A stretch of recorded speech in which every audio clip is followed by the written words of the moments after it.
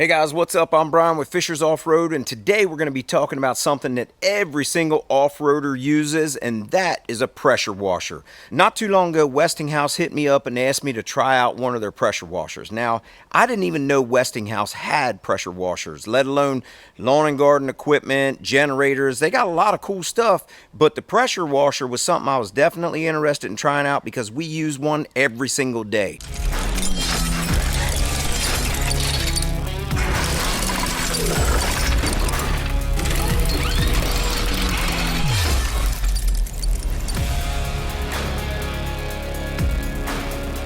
Alright y'all, the pressure washer we're going to be taking a look at is the Westinghouse EPX 3000.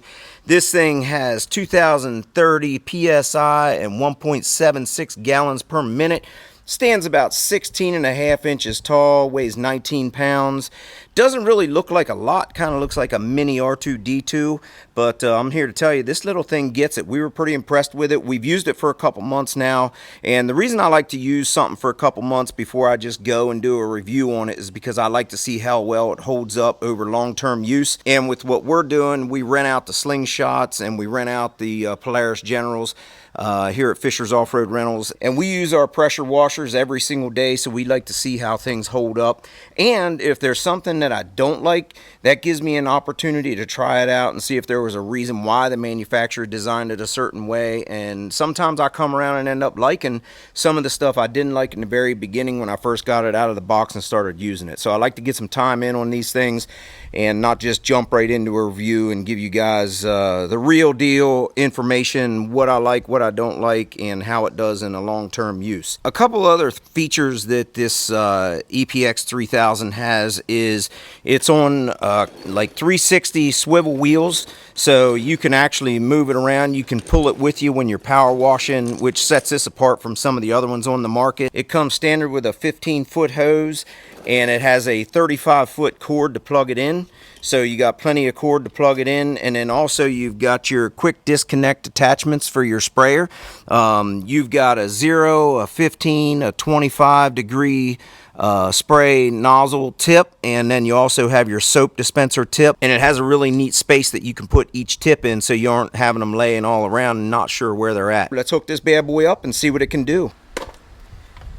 Alright, so what we're going to start out with is a 25 degree tip, and this is a good tip to use on vehicles. And then they also have a 15 and a 0 degree, and the 0 degree would be good to use for like bricks or mortar or really fine things, detailed things that you got to get a straight line. But with this, we're going to use the 25 degree. And also you'll notice that the pressure washer is not making any noise right now until I pull in the handle, and then when you stop, it stops. So it saves electric, and it also saves on the pump on the pressure washer. So we're going to use 25 degree. We're going to get it nice and wet, and then we're going to switch over to the soap dispenser, and we're going to put some soap on here, let it soak, and then we're going to come back and give it a final rinse.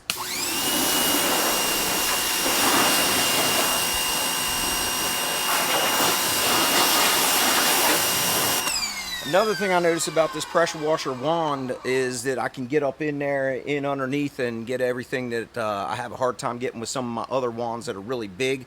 So it's a nice compact wand that you can get up in the undercarriage, your shocks, your suspension, you know, your firewall, get all that nice and clean too. We're going to hit that with the soap dispenser and let that soak a little bit. So you put that black tip on there, and then when you squeeze this, you got soap coming out, and then we'll let that soak for a little bit.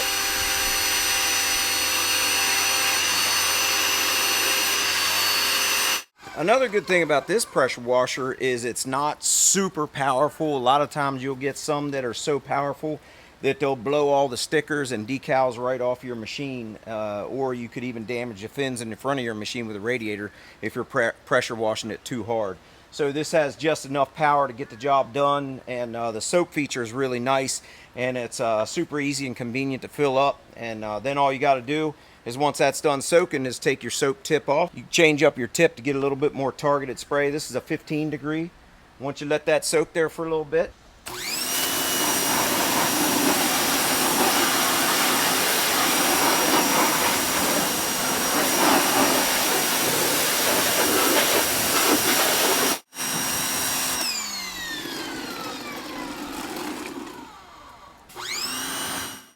Whenever it comes to picking out a pressure washer, one of the things you want to look for is the function, the design. Is it going to be user-friendly? You'll notice on the EPX 3000 here on the Westinghouse, the hose comes in from the front for the wand, and then the hose for the water comes in from the rear, and so does the electrical cord.